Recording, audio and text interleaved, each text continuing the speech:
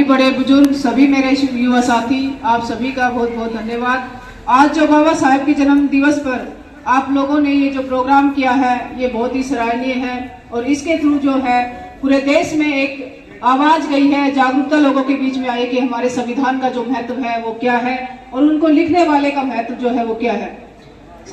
जैसे कि भाई साहब ने बताया, जातियां, संविधान में बाबा साहब ने जातियों को वैसे ही खत्म कर दिया क्योंकि संविधान में ना किसी भी जाति का कोई वर्णन नहीं है। संविधान में schedule caste, schedule tribe caste, OBC और जनरल कैटेगरी में सभी को विभाजित किया गया है। इसलिए हमें संविधान को मानते हुए हमें वैसे भी जातियों को खत्म कर देना चाहिए। हाई कोर्ट के बहुत सारे डिसीजंस आए हैं, जब लोग गाड़ियों पे लिखते हैं, कोई गुज्जर लिखता है, कोई यादव लिखता है, कोई और लिखता है, अदर कास्ट, उस पे सभी हाई कोर्ट के बहुत सारे डिसीजन है कि आप अपनी गाड़ियों पे ये नाम नहीं लिख सकते। लेकिन बात तो ये है कि हमारे देश में जो कानून बन जाते हैं वो पुलिस लागू तो नहीं करती अच्छे से।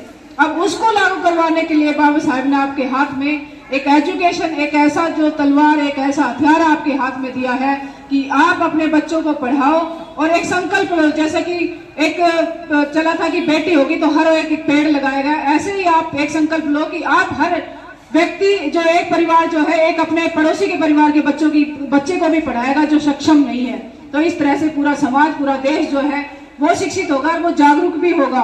और जब शिक्षित और जागरूक होंगे तो संविधान को किसी में भी जो संविधान को मिटाने की पावर जो है वो कभी नहीं होगी। और संविधान इस देश की जो मिट्टी है उसमें रच बस चुका है। अब ये तो मान ही लो कि संविधान को कोई नहीं मिटा सकता, लेकिन हाँ उसकी जो आत्मा है, जिस तरह से वो 100% लागू होना चाहिए, वो आज की जो सरकारें हैं उन्होंने कहीं ना कहीं एक जो अंदर से जो सिस्टम है उसको एक तरह से रिसेट कर दिया गया है। जैसे कि आरक्षण जो है उसके साथ खिलवाड़ करके उसको जब भी नौकरियां आती हैं तो उसमें इम्प्लीमेंटेशन नहीं हो रहा है। ऐसे ही बहुत सारे, जब कट ऑफ जाती है तो उसमें अदर कैटेगरी की कट ऑफ जो है वो जनरल से भी ऊपर जाती है। तो ये सब चीजें हैं जिनको हमें देखने की जरूरत है और अपने बच्चों को पढ़ाने की जरूरत है। दूसरा, आज मैं यहाँ पर आई हूँ तो मैं एक प्रत्याशी होने के नाते नहीं आई हूँ, इसलिए आई हूँ कि मैं बाबा साहब को मानती हूँ। क्योंकि आज मैं अगर यहाँ पर खड़ी हुई हूँ और अगर मैं प्रत्याशी बनने का ये मौका भी मेरे को आज मिला है तो ये बाबा साहब की वजह से मिला है। क्योंकि इस देश में जो औरतें हैं उनको तो घर से बाहर निकलने का मौका ही नहीं मिलता था, लेकिन उन्होंने एक ऐसा हथियार इस देश के हर व्यक्ति के हाथ में दिया जो उसको पाकर उसको किसी पैसे से उसको तो नहीं तोला जा सकता। वो उन्होंने कहा था कि शिक्षा वो शेरनी का दूध है, जो पिएगा वो धाड़ेगा।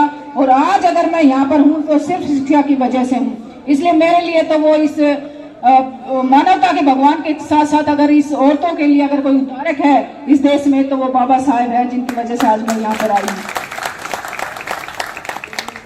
इसलिए आप लोगों ने ये जयंती मनाई और पूरे देश में इतने अच्छे से आज ये प्रोग्राम हुआ। इसी तरह अपनी जो संतानें हैं, आने वाले जो और बच्चे हैं उनको आप सिखाएं। और बाबा साहब का जो उनका सच में जो एक व्यक्तित्व था वो एक जाति के लिए काम करने का नहीं था। ठीक है, वो एक जाति से, तो हर व्यक्ति को एक जाति से होता है क्योंकि हमारा देश जातियों में बटा है।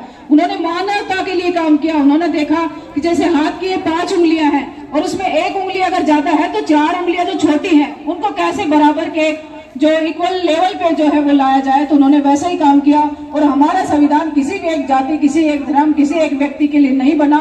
ये हर व्यक्ति को बराबर का अधिकार देता है, सबको साथ बैठने का अधिकार देता है, सबको खाने का अधिकार देता है, सबको बराबर कमाई करने का अधिकार देता है, सबको व्यापार करने का अधिकार देता है, सबको पूरे देश में समान राइट्स के लिए घूमने का अधिकार देता है। तो एक ऐसा जो दस्तावेज वो तैयार कर गए, इसको शायद एक दिन के लिए भी अगर हमारे देश में लागू कर दें तो हमारा जो देश है वो वर्ल्ड का नंबर 1 कंट्री होगा।